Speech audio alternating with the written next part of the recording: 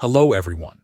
In this video, I will show you how to use Eero with the AT&T BGW320 gateway. First, connect your devices correctly.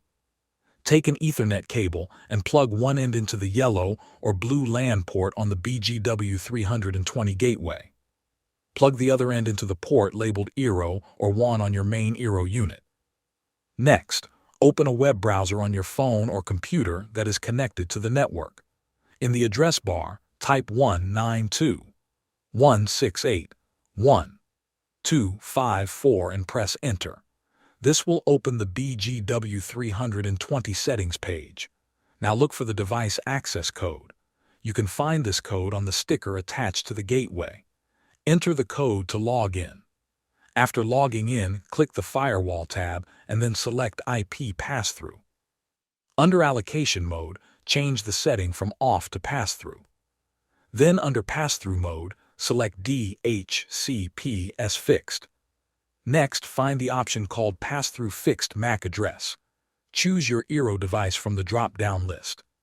If you do not see it, check the sticker on the bottom of the Eero unit and type the MAC address manually.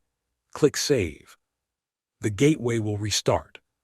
Wait a few minutes for the reboot process to finish completely. Now make sure the Eero device is powered on and connected to the BGW320. Open the Eero app on your smartphone. Follow the setup instructions to create your Wi-Fi network name and password. You can also check DHCP and NAT settings in the app under Advanced Networking. Keep it on automatic for normal use. If you have connection problems, switch to bridge mode.